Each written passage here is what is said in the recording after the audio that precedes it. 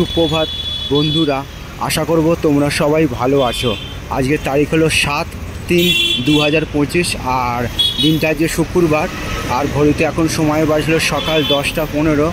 আমি চলেছি চন্দননগরের উদ্দেশ্যে সম্প্রীতি উড়ালপুলের তলা দিয়ে, এবং সেই সম্প্রীতি উড়ালপুলের তলা দিয়ে সেই ছবিটা এবং সেই সঙ্গে বজবজ ট্যাঙ্ক রোডের ছবিটা সকালবেলায় তোমাদের সামনে আমি তুলে ধরার চেষ্টা করছি।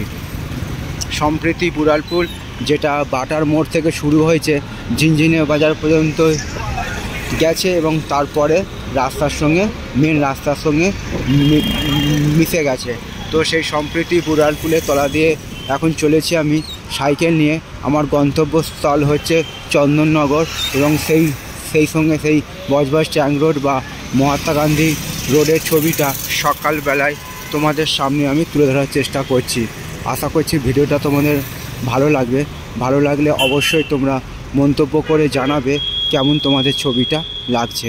তোমাদের উদ্দেশ্যে ছবিগুলো বানানো, তোমরা আমার পাশে সব সময় থাকবে, এইটুকু আমি আশা রাখলাম। তো সকাল থেকে ভোরের দিকে সামান্য ঠান্ডা ছিল, আর বেলা বাড়ার সঙ্গে সঙ্গে গরমের প্রভাব বাড়ছে, কেন সূর্যের আলো দেখেই তার প্রমাণ মিলছে, এবং যত বেলা বাড়বে গরম তার প্রভাব বিস্তার করবে। এবং সেই সম্প্রীতি উড়ালপুলের তলা দিয়ে যাওয়ার সময় আমি সেই রাস্তার ছবিটা তোমাদের সামনে আমি তুলে ধরার চেষ্টা করছি। আশা করছি ভিডিওটা তোমাদের ভালো লাগবে।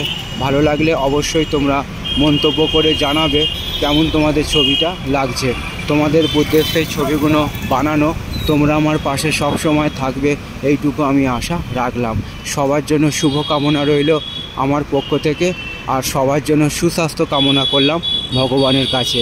আজকের দিনটা এবং আগামী দিনগুলো আরও আনন্দময় হয়ে উঠুক, এইটুকু আমি ভগবানের কাছে প্রার্থনা রাখলাম। তো আজকে যেহেতু উচ্চ মাধ্যমিক পরীক্ষা আছে, সকল উচ্চ মাধ্যমিক পরীক্ষার জন্য পরীক্ষার্থীদের জন্য শুভেচ্ছা ও ভালোবাসা রইল, ও আগামী দিনের উজ্জ্বল ভবিষ্যতের জন্য মঙ্গল কামনা করলাম ভগবানের কাছে।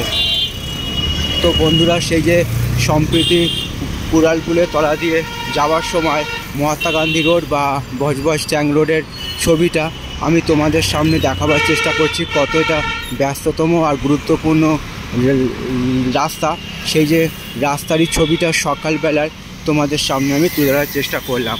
আশা করছি ভিডিওটা তোমাদের ভালো লাগলো। ভালো লাগলে অবশ্যই তোমরা মন্তব্য করে জানাবে কেমন তোমাদের ছবিটা লাগছে। তোমাদের উদ্দেশ্যে ছবিগুলো বানানো, তোমরা আমার পাশে সব সময় থাকবে, এইটুকু আমি আশা রাখলাম। সবার জন্য শুভ কামনা রইল আমার পক্ষ থেকে, আর সবার জন্য সুস্বাস্থ্য কামনা করলাম ভগবানের কাছে। আজকের দিনটা এবং আগামী দিনগুলো আরও আনন্দময় হয়ে উঠুক, এইটুকু আমি ভগবানের কাছে প্রার্থনা রাখলাম।